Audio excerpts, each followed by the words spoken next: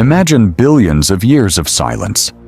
A cold, dust-choked wasteland stretches to the horizon, where the sky is stained the color of rust. The sun here is nothing but a dim, distant flicker. And beneath that dead, frozen crust, something is moving. Mars stopped being just a dot in the night sky a long time ago. It became humanity's obsession, a planet we study, dream about, and desperately want to stand on. Dozens of probes, orbiters, rovers, all of it in pursuit of a single question that has haunted scientists for over 100 years. Is there life on Mars? Was there ever? And, the boldest possibility of all, did it ever truly go extinct? For a long time, the answer seemed obvious. Mars is dead. Geologically inert, its atmosphere shredded by solar wind, its water buried underground or long evaporated, its volcanoes cold and silent for billions of years. A museum planet, a ghost planet. But in recent years, data from new missions has started painting a completely different picture. And that picture is pushing scientists, people trained to choose their words carefully, to say out loud what they used to only whisper behind closed doors. Maybe Mars isn't dead. Maybe it's just sleeping. Let's start with what changed everything. In 2018, a spacecraft called InSight touched down on the surface of the Red Planet, the first seismograph in the history of Mars exploration. Its mission was simple and staggering at the same time. Listen to the planet. Detect the faintest tremors in its crust.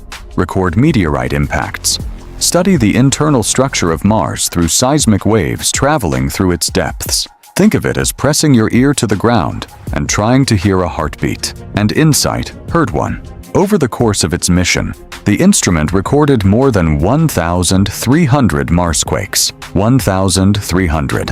A planet widely considered geologically dead was literally shaking. Most of these events were faint, roughly the kind of subtle tremor you'd barely notice lying on your couch. But some reached a magnitude of 4, even 5. Perfectly tangible by Earth standards. The most powerful marsquake ever recorded struck in May of 2022, just a few months before InSight completed its mission. Magnitude, around 5.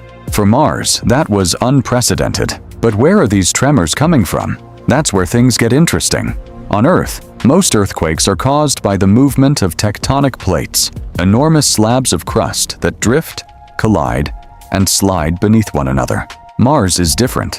It has no tectonic plates in the way we understand them. Its crust is one solid monolithic shell, and yet it shakes. Why? One explanation is thermal contraction. The planet has been slowly cooling for 4 billion years, and as it cools, the crust contracts and cracks, building up internal stress in the rock. It's like a piece of cooling metal developing fractures, only at the scale of an entire planet, over the span of eons. But there's another explanation, and it's far more exciting. Some scientists believe that beneath the Martian surface, there may be pockets of partially molten rock, remnants of ancient volcanic activity, not full-blown magma chambers like the ones under Earth's volcanoes, but hot spots, zones of heat, buried under miles of frozen basalt. And here is where the data gets genuinely provocative. The analysis of seismic waves captured by InSight allowed scientists to peer inside the planet in ways that had never been possible before. A study published in 2023 in the journal Nature revealed something unexpected. Beneath the Martian crust, at depths ranging from 30 to 70 kilometers, there appears to be a layer where a portion of the rock exists in a molten or partially molten state. This isn't speculation, it's data, real seismic signals behaving exactly the way waves behave when they pass through a liquid or viscous medium. This changes everything we thought we knew about Mars. If there is heat beneath its surface, real, geological heat, that opens up an entire spectrum of possibilities. Heat is energy.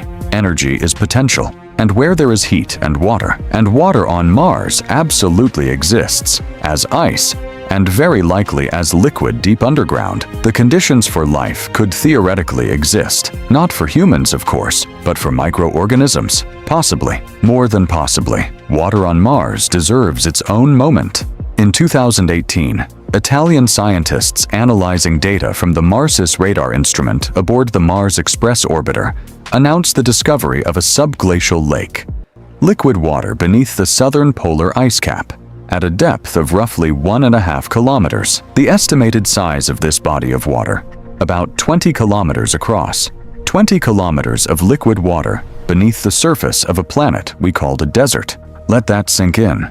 This isn't a puddle. This is a lake, hidden, dark, cold, but liquid. There is, however, a catch. For water to remain liquid at the temperatures found near Mars's South Pole, which plunged to minus 120 degrees Celsius and below, it would need to be saturated with enormous quantities of salts, specifically perchlorates. So much salt that such a brine would be lethally toxic to the vast majority of life forms we know. But, and this is the crucial but, not to all of them. Earth is home to extremophiles, microorganisms that thrive in conditions that would kill everything else. In hypersaline Antarctic lakes, in boiling geysers, in the frozen crevices of Arctic glaciers. Life, it turns out, is far more inventive than we gave it credit for. And now, one more twist. In 2019, the Trace Gas Orbiter, a joint mission by the European and Russian space agencies, began detailed mapping of the Martian atmosphere. One of its key objectives, searching for methane. Methane on Mars is like a red flag for the scientific community, because methane is a gas that, under Martian conditions,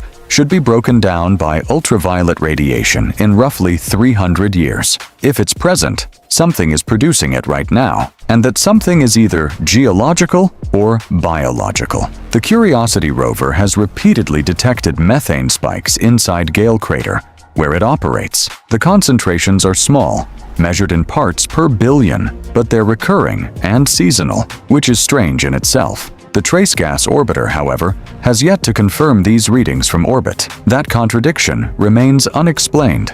Some scientists think the methane may be so localized that the orbital instrument simply can't detect it. Others suspect Curiosity's measurements contain an error, and others say nothing at all, and wait for more data. New data keeps coming.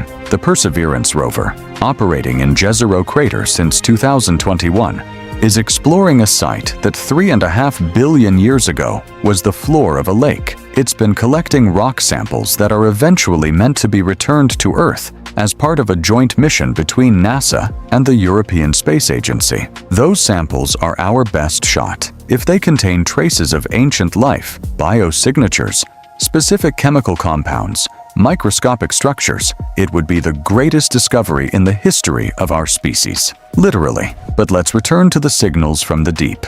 Beyond InSight's seismic data, scientists have also been paying close attention to another curious phenomenon: magnetic anomalies. Mars today has no global magnetic field. It faded out roughly 4 billion years ago when its liquid iron core began to cool and solidify. But localized magnetic fields do exist. They are locked into ancient rocks like memories of a distant past. And here's the strange part. Some of these local magnetic anomalies are behaving unexpectedly. Their intensity fluctuates, and it fluctuates in ways that suggest something dynamic may be happening beneath the surface. What exactly? Unknown for now, but it doesn't fit the picture of an utterly dead, inert planet. Taken together, the seismic signals, the possible underground water, the methane spikes, the magnetic anomalies, all of it creates the portrait of a planet that hasn't died, but has simply slipped into something like a coma. Mars is not a museum. It's an archive that may still hold a living record.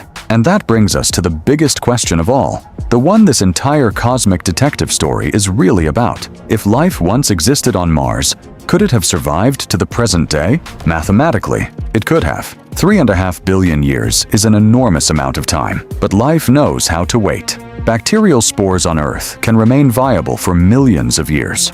In the Siberian permafrost, scientists have found microorganisms tens of thousands of years old that began dividing again once thawed. If Martian life retreated underground, toward heat, toward water, shielded beneath kilometers of solid rock, it theoretically had everything it needed not just to survive, but to persist. This isn't sensationalism. This is honest scientific probability. And that is exactly why the brightest minds on Earth keep launching probes, building better instruments, arguing over data, and losing sleep over seismic wave charts. Because the stakes are extraordinary. If life exists, or ever existed, beyond Earth, even in the form of the simplest microbes beneath the surface of a neighboring planet, it means one thing: life in the universe is not an anomaly. It's a rule. It's the norm. It's what happens wherever the conditions are right, which means the universe is far more alive than it looks. Mars stares back at us from the darkness, rust-red, cold,